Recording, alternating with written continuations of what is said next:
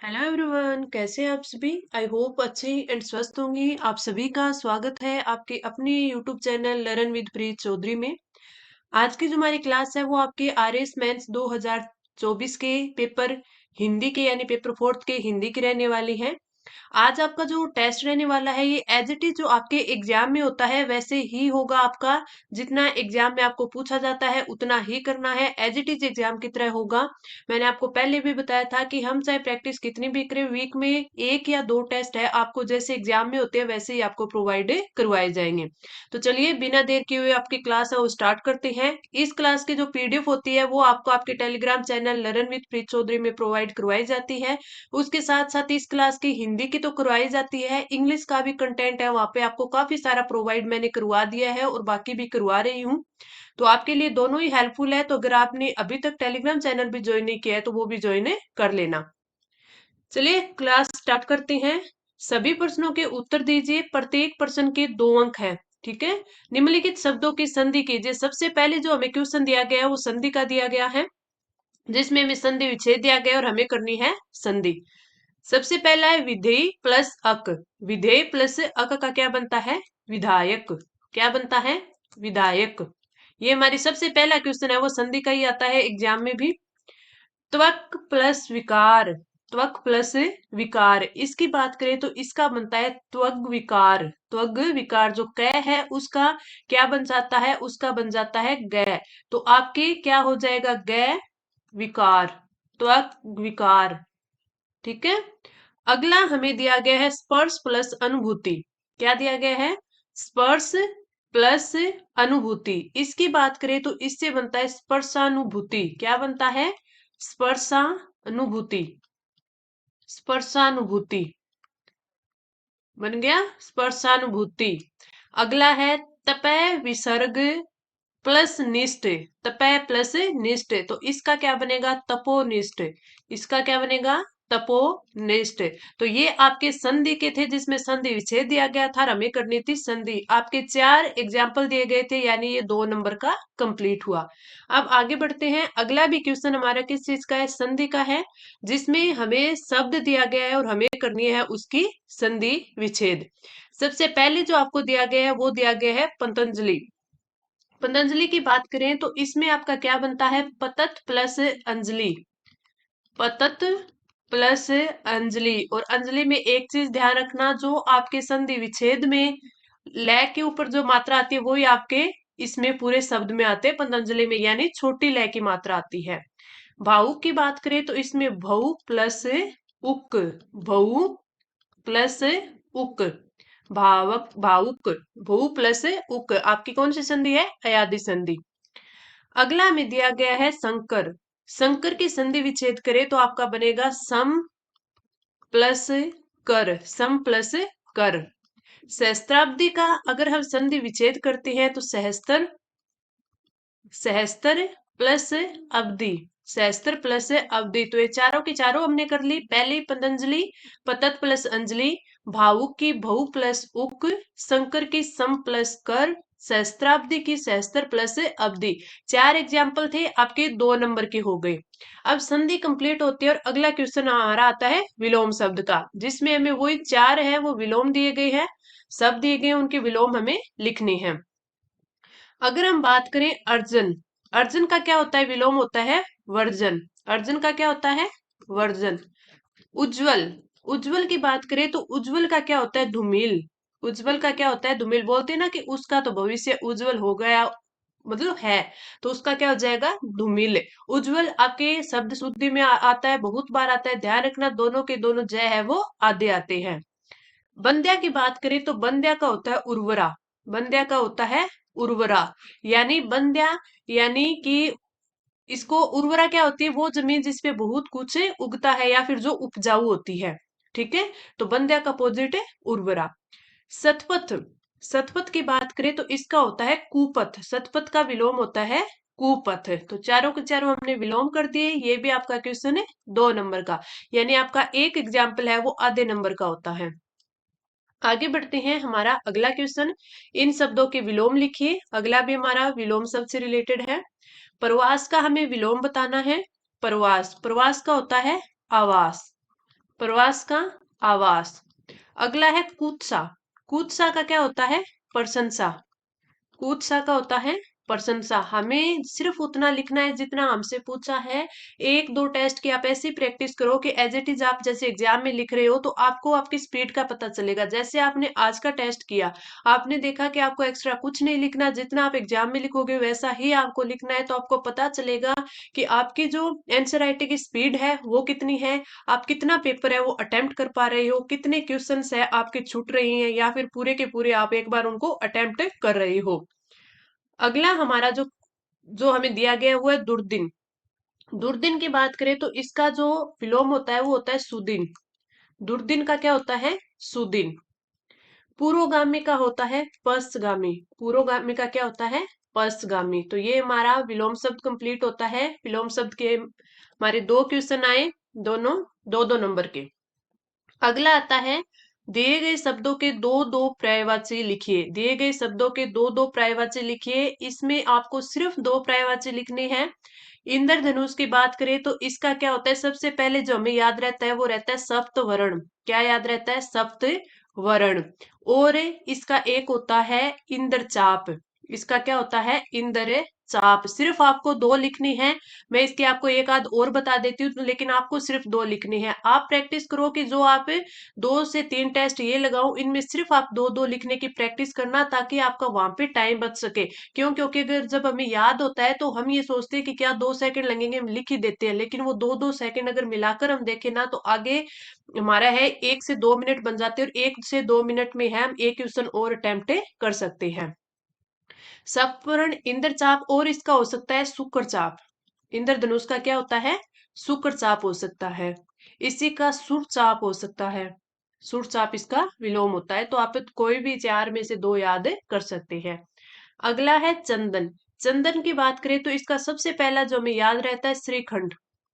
सबसे पहला जो हमें याद रहता है श्रीखंड। एक इसका याद रहता है सर्पावास। सर्पावास। और और इसका कौन सा होता है? एक इसका होता है गंधसार। गंधसार। और चंदन का पर्यायवाची की बात करें तो इसका एक मल्य भी होता है। तो ये इसके पर्यायवाची हो गए आपके चंदन के। इंद्रधनुष की बात करें सप्तवर्ण, इंद्रचाप, शुक्रचाप और सुरचाप। चंदन की बात करें श्रीखंड, सर्पावास, गंधसार और मल्य। अगला भी क्वेश्चन हमारा आता है पर्यायवाची का, जिसमें हमें पहला जो शब्द दिया गया है वो दिया गया है जलप्रपात। जलप्रपात की बात करें तो सबसे पहला और याद रहने वाला झरना। सबसे पहला होता है झरना। दूसरा होता है निर्झर। दूसरा कौन सा होता है? निर्झर। ये दो याद हो गए। अगर हम और बात करें तो इससे एक बनता है अंबुपात। अंबुपात। तो जलप्रपात का एक एग्जाम्पल अंबुपात भी होता है। एक आबसार भी होता है, लेकिन आप ये तीन याद कर सकते हैं: झरना, निर्झर, अंबुपात। अगला आता है ब्राह्मण का। ब्राह्मण के काफी सारे याद होते हैं। एक जैसे हमारा याद होता है द्विज। ब्राह्मण का पर्यायवाची होता है द्विज। विप्र भी होता है, विपर। एक इसका भूदेव, भूदेव भी होता है। इसका महिदेव भी होता है। तो ये ब्राह्मण के पर्यायवाची होते हैं, जो आपको लगभग याद ही होंगे। ब्राह्मण का द्विज, विपर, भूदेव और महिदेव। आगे बढ़े तो हमारा अगला क्वेश्चन आता है शब्द युगम का, जिसमें हमें अर्थभेद करना है। दो दो हमें दिए गए, जैसे अंतर और एक अनंतर। अंतर और अनंतर। अंतर की बात करें तो इसका होता है, अपन बोलते हैं ना, फर्क या भेद किसी चीज का, कि ये अंतर कर रहा है, फर्क कर रहा है या फिर भेद कर रहा है। ठीक है। और अगर हम बात की अनंतर की तो यानी बाद में। अनंतर का क्या आ जाता है? बाद में। तो दोनों का आप याद कर लेना।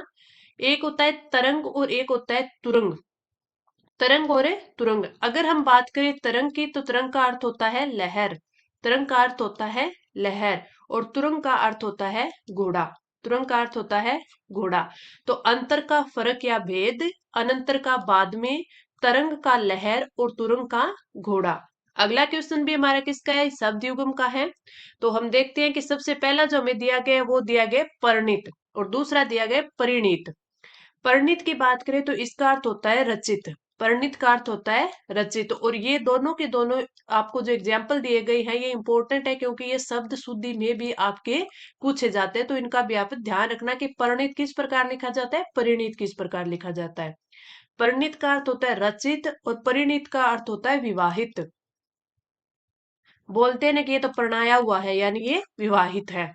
असित और असित, स में फर्क है। असित का अर्थ होता है काला, असित का अर्थ होता है काला या फिर अश्वेत, काला या फिर अश्वेत। और असित की बात करें तो इसका अर्थ होता है खाया हुआ, खाया हुआ।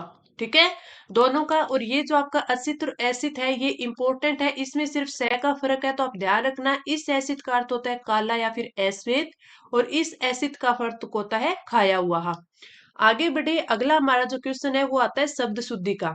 शब्द शुद्धि मैंने बताया था आपके शब्द शुद्धि और वाक्य शुद्धि दोनों आते हैं।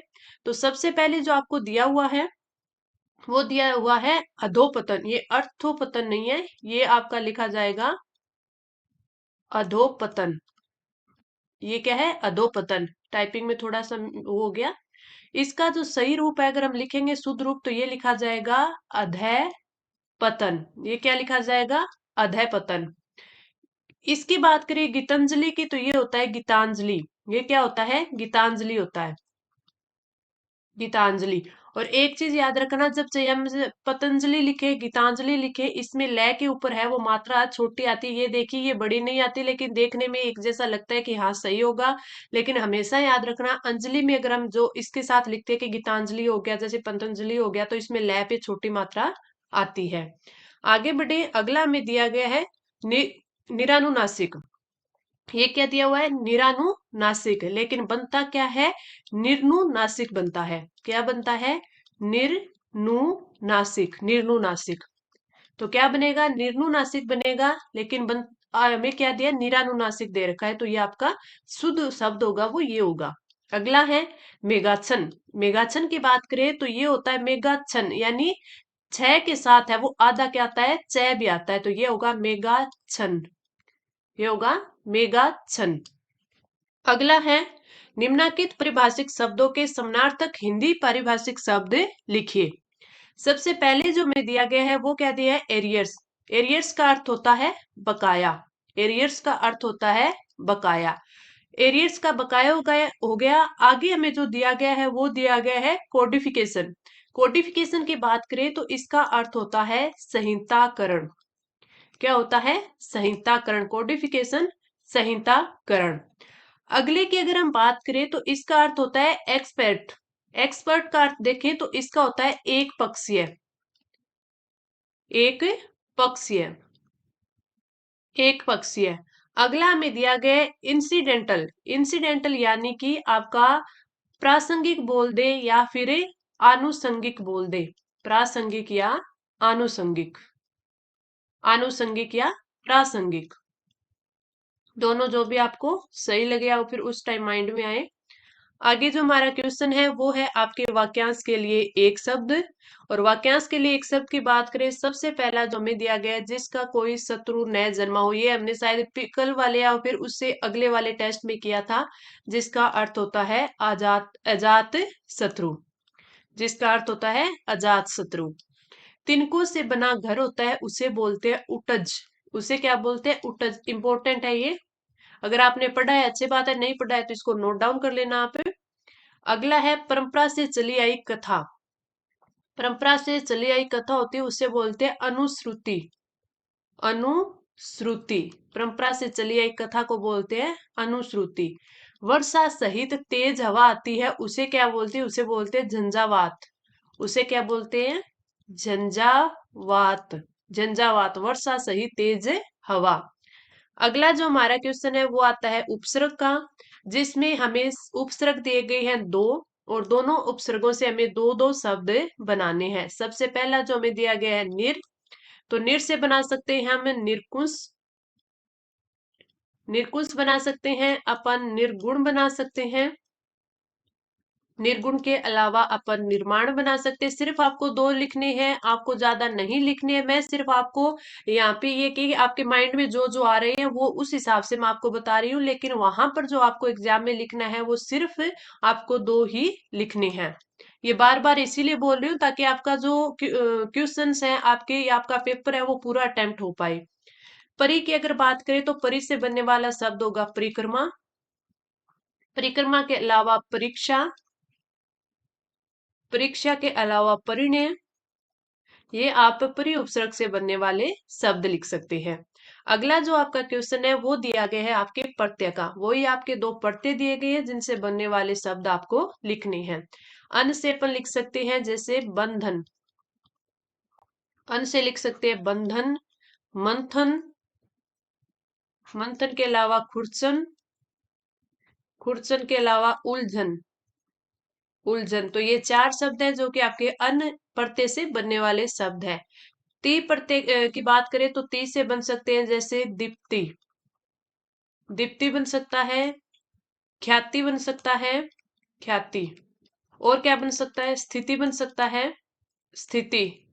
शांति बन सकता है, और भी बन सकते हैं कई सारे, जैसे तृप्ति भी बन सकता है। तो ये आपके प्रत्यय से बनने वाले शब्द है। मैं आपको सिर्फ बिना कुछ और बातें किए हुए सिर्फ डायरेक्ट आपको जल्दी जल्दी ये टेस्ट करवा रही हूँ ताकि कम टाइम में आपका जो ये कंटेंट है आपको ज्यादा मिल सके और आपका जल्दी जल्दी है। जैसे अपन, एक तो ये होता है कि अपन क्लास लेते हैं और एक ये होता है कि अपन है वो खुद पढ़ रहे हैं, तो ऐसा लगना चाहिए कि हम जल्दी जल्दी इस चीज को हमें खुद ही पढ़ रहे हैं, खुद ही इसका रिवीजन कर रहे हैं। निम्नलिखित वाक्यों के शुद्ध रूप हमें लिखने हैं। सबसे पहले में दिया गया गांधी जी को भुलाया नहीं जा सकता। तो ये मैंने शायद पहले भी आपको लिखवाया है, तो इसमें क्या होगा कि गांधी जी को भुला नहीं जा सकता। भुलाया नहीं, यहाँ पे क्या लिखा जाएगा? भुला नहीं जा सकता। भुला में ये वाली आएगी, भुला, भुला नहीं जा सकता। मैं लिख देती हूँ इसको सही, भुला नहीं जा सकता। तो गांधी जी को भुला नहीं जा सकता, यहाँ पे भुलाया नहीं आएगा। अगला देखिए, आपके प्रश्न का समाधान मेरे पास है। तो आपके प्रश्न का समाधान नहीं होगा, ये होगा आपके प्रश्न का उत्तर मेरे पास है। आपके प्रश्न का उत्तर मेरे पास है। इन वाक्यों के शुद्ध रूप लिखिए। अगला जो है वो भी हमारा क्या है? वाक्य शुद्धि वाला है। किसी आगामी दुर्घटना के बारे में मुझे आशंका थी। किसी आगामी दुर्घटना के बारे में मुझे आशंका थी। तो कभी भी जो दुर्घटना होती है वो आगामी नहीं होती, वो होती है भावी। वो क्या होती है? भावी। अपन लिखेंगे किसी भावी दुर्घटना के बारे में मुझे आशंका थी। तो आप एज इट इज लिखोगे, बस जिस शब्द में अशुद्धि होती है वो मैं आपको बता रही हूँ। किसी भावी दुर्घटना, भावी दुर्घटना के बारे में मुझे आशंका थी, मुझे आशंका थी। तो ये हमारा शुद्ध वाक्य हो गया। बस आपको क्या आगामी की जगह क्या लिखना है? भावी होता है, भावी। आज नई शिक्षा नीति के ऊपर चर्चा होगी। आज नई शिक्षा नीति के ऊपर चर्चा होगी। तो नई शिक्षा नीति के ऊपर नहीं होगा, यहाँ क्या होगा? आज नई शिक्षा नीति पर चर्चा होगी। तो आज नई शिक्षा नीति पर चर्चा होगी, के ऊपर नहीं होगा। तो हमें सिर्फ के ऊपर की जगह क्या लिखना है? पर। तो आज नई शिक्षा नीति पर चर्चा होगी, ये हमारा क्या हो जाएगा? बिल्कुल सही और शुद्ध वाक्य हो जाएगा। अगला जो हमारा क्वेश्चन है वो आपके रहेंगे मुहावरे और लोकोक्ति के। तो सबसे पहला आया हमारा मुहावरे का कि इन मुहावरों का वाक्यों में सार्थक प्रयोग कीजिए।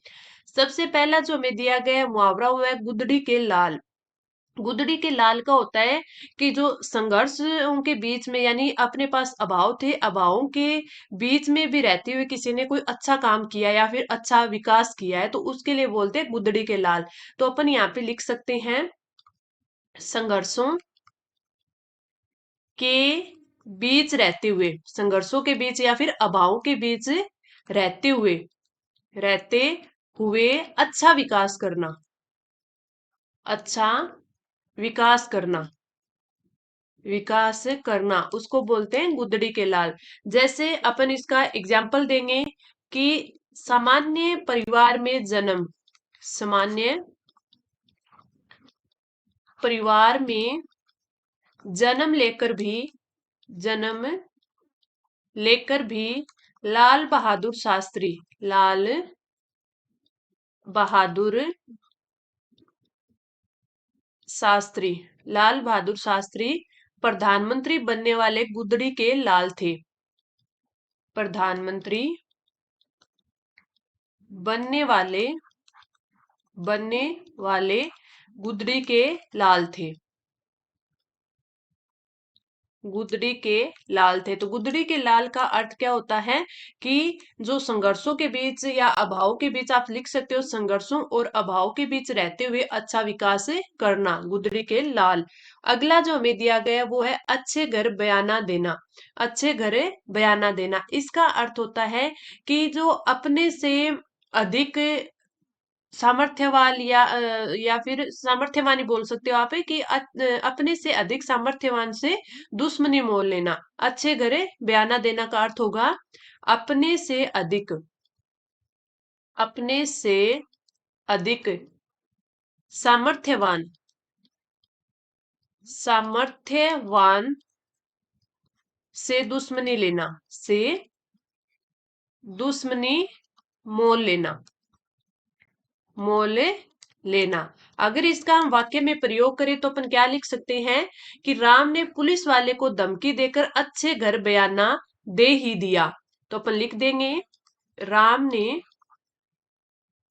पुलिस वाले को, पुलिस वाले को धमकी देकर, धमकी देकर अच्छे घर, अच्छे घर बयाना दे ही दिया, दे ही दिया। तो ये हो गया अपना अच्छे घर बयाना देना। इसमें हमें सबसे पहले दिया हुआ है कि वाक्य में सार्थक प्रयोग करना है, तो हमें पहले उसका अर्थ समझाना है, अर्थ लिखना है, फिर उसके बाद हमें उसका वाक्य में प्रयोग करना है। अगला भी हमें दिया हुआ है निम्नलिखित मुहावरों का वाक्य में सार्थक प्रयोग कीजिए। पहला में दिया हुआ है टका सा जवाब देना। टका सा जवाब देना का होता है कि तुरंत साफ मना कर देना, या अपन लिख सकते हैं तुरंत साफ इनकार कर देना, इनकार कर देना, इनकार कर देना। तो टका सा जवाब देना बोलते हैं ना, किसने तो टका सा जवाब दे दिया, यानी तुरंत ही साफ है मना कर दिया, तुरंत साफ है इनकार कर देना। तो इसका अपन वाक्य में प्रयोग कर सकते हैं कि नरेश इतना स्वार्थी है कि दूसरों के लिए कुछ नहीं करता। तो अपन लिख देंगे नरेश इतना स्वार्थी है, इतना स्वार्थी है कि दूसरे, दूसरे के लिए कुछ, दूसरे के लिए कुछ नहीं करता, कुछ नहीं करता, नहीं करता। उससे मदद मांगने पर टका सा जवाब देता है, यानी तुरंत ही मना कर देता है। उससे मदद मांगने पर, मदद मांगने पर टका सा जवाब देता है, टका सा जवाब देता है, यानी तुरंत मना कर देता है या फिर इनकार कर देता है। तो टका सा जवाब देने का अर्थ होता है तुरंत साफ इनकार कर देना। अगला जो हमें मुहावरा दिया गया है वो दिया गया है डकार जाना। क्या दिया? डकार जाना, यानी किसी, अपन बोलते हैं ना कि उसने तो ये बात तो धन के उसमें वे भी आती है। अपन बोल देते हैं ना कि किसी का और का धन था, अनुचित धन था, उसको हड़प लिया। तो अपन बोल सकते हैं डकार जाना का अर्थ कि किसी का जो धन है, किसी का धन अनुचित रूप से हड़प लेना। तो अपन यहाँ लिखेंगे डकार जाने का अर्थ होता है किसी का धन, किसी का धन अनुचित, किसी का धन अनुचित रूप से हड़प कर जाना, हड़प कर जाना, हड़प कर जाना। तो इसका अर्थ होता है डकार जाना। इसका अगर हम वाक्य में प्रयोग देखें तो वाक्य में प्रयोग कर सकते हैं कि वर्तमान में कई ऐसे गिरोह सक्रिय हैं, वर्तमान में कई ऐसे गिरोह, गिरोह सक्रिय हैं, सक्रिय हैं, सक्रिय हैं जो नौकरी दिलवाने का लालच, नौकरी दिलवाने का लालच देकर, लालच देकर बेरोजगारों, बेरोजगारों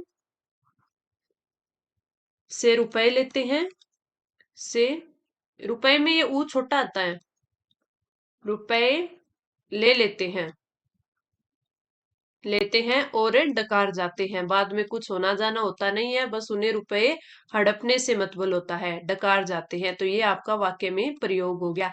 एक बात याद रखना, जैसे मैं आपको यहाँ पे वाक्य में प्रयोग करवा रही हूँ तो जरूरी नहीं है कि आपके यही एग्जाम में आ जाए और आप यही करके आओ। बस आपका मोटिव ये रहना चाहिए कि जो मैं आपको बता रही हूँ उसका आपको अर्थ समझ में आना चाहिए। जैसे मैंने आपको ये बताया, डकार जाना, डकार जाने का अर्थ क्या हो गया कि किसी का धन है वो अनुचित रूप से हड़प लेना, ये उसका अर्थ होता है। तो वो आपको उसका मीनिंग समझ में आना चाहिए। तो उसके अगर आपको मीनिंग समझ में आ गया तो आप लाइन है खुद से भी बना दोगे। अगर हमारा पढ़ा हुआ हमें याद नहीं है ना, लेकिन अर्थ उसका हमारा समझा हुआ है, तो आपको टेंशन नहीं होगी, आपको आप अच्छे से उसको बना भी दोगे। हो सकता है कि एज इट इज जो मैंने आपको करवाया वो भी याद रह जाए, लेकिन फिर भी आप उसको अच्छे से कर पाओगे अगर वो भी आपको याद नहीं रहता है।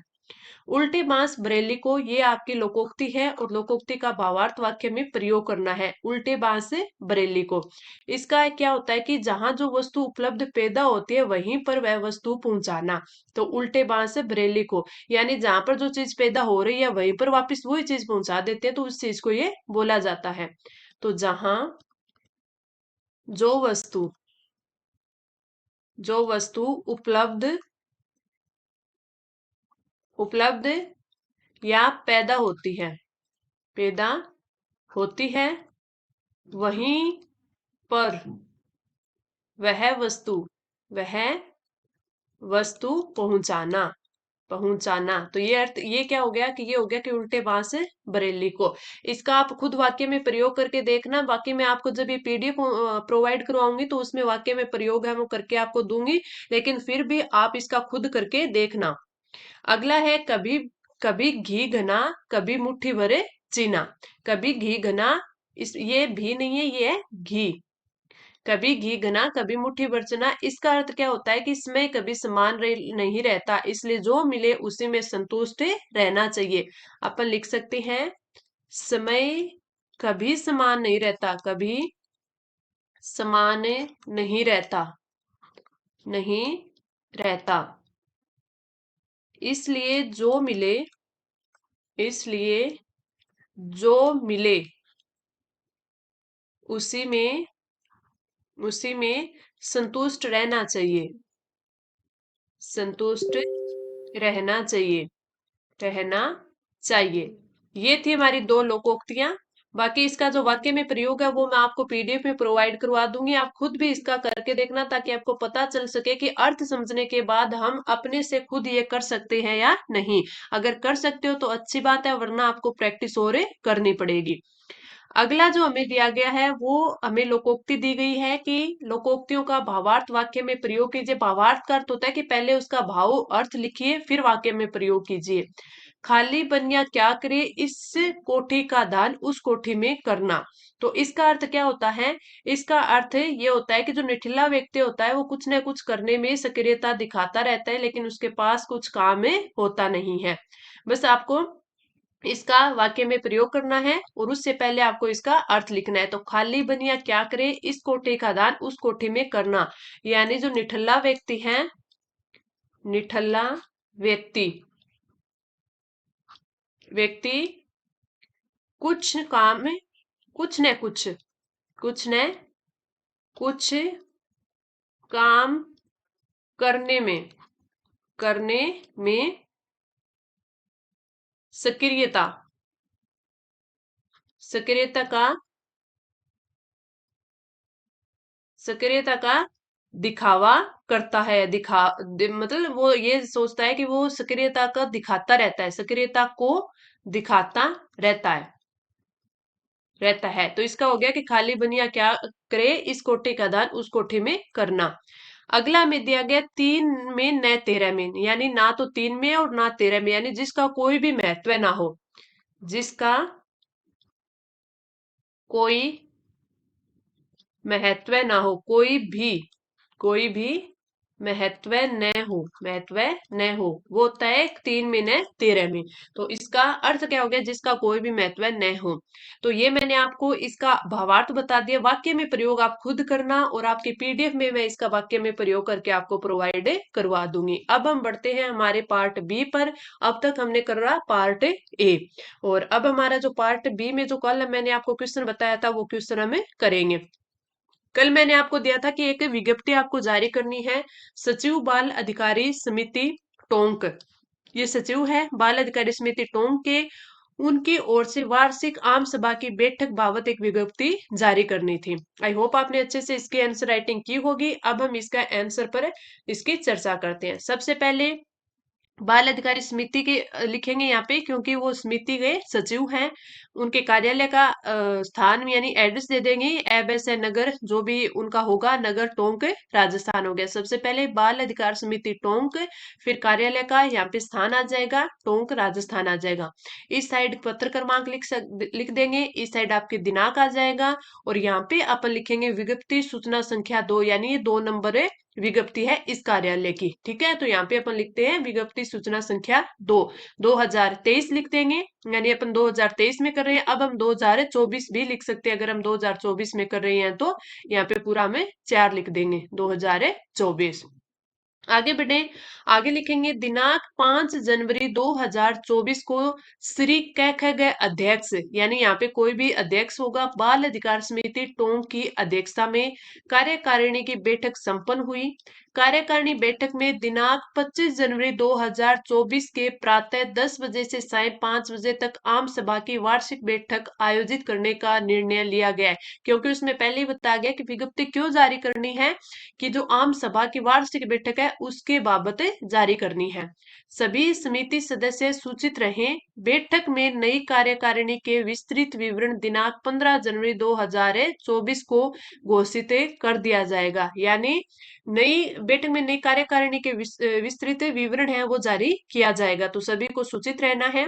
जिन सदस्यों ने अभी तक वार्षिक सदस्यता शुल्क जमा नहीं करवाया है, वह शीघ्र शुल्क जमा करवाकर अपना नाम निर्वाचक नामावली में जुड़वा ले। वार्षिक बैठक कार्यालय के सभागार में आयोजित की जाएगी। तो ये सारी जानकारी दे दी कि वार्षिक जो बैठक होगी, उसके जो आम सभा की जो बैठक है वो कहाँ होगी, किस टाइम होगी, किस टाइम से किस टाइम तक होगी, किस डेट को होगी, वो सारी चीज दे दी है। अगर अभी तक जो इसके सदस्य होंगे, समिति के सदस्य होंगे, वो उन्होंने वार्षिक शुल्क नहीं दिया है तो वो भी जमा करवा ले और निर्वाचक नामावली में अपना नाम में जुड़वा ले। फिर लिखेंगे वार्षिक बैठक कार्यालय के सभागार में आयोजित की जाएगी। पहले हमने दिनांक दे दी, टाइम दे दिया, तो कहाँ आयोजित होगी वो भी हम यहाँ पे लिख देंगे। यहाँ पे सचिव के उनका साइन आ जाएगा, बाल अधिकार समिति जिला टोंक राजस्थान हो जाएगा। तो ये आपकी विज्ञप्ति जारी करना हो गया। किसने, जो हमें दिया गया था कि जो बाल समिति है, बाल अधिकार समिति टोंक है, उनके द्वारा है वो क्या करनी है, वार्षिक आम सभा की बैठक के लिए विज्ञप्ति जारी करनी है। तो ये हमने जारी कर दी। आपको कोई भी इसमें डाउट होता है तो आप तुरंत पूछ सकते हैं। अब हम बात करते हैं अगले आपके क्वेश्चन का। जो आपके अगला टेस्ट रहेगा उसमें आपको किस क्वेश्चन की आंसर राइटिंग करनी है।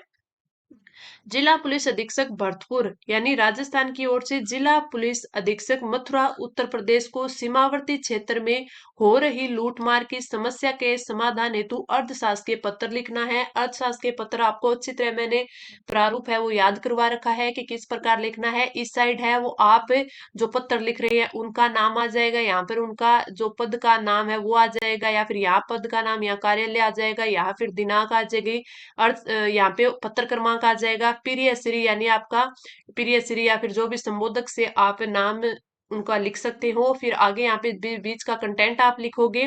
फिर नीचे आप फिर यहाँ पे दीर्घायु की कामना करते हुए वो लाइन लिख दोगे। यहाँ पे आपका शुभेच्छु या आपका भारी ऐसे करके लिखोगे। अपना नाम जो लिख रहा है उनका नाम वगैरह हो जाएगा। और लास्ट में जो इस साइड होता है नीचे, वो है क्या लिखा जाएगा, वहां पे लिखा जाएगा जिसको हम पत्र भेज रहे हैं उनका नाम और एड्रेस। तो ये इसका प्रारूप होता है, आपको अच्छे से याद भी हो गया होगा। मैंने काफी सारी प्रैक्टिस इस पर आपको करवाई है।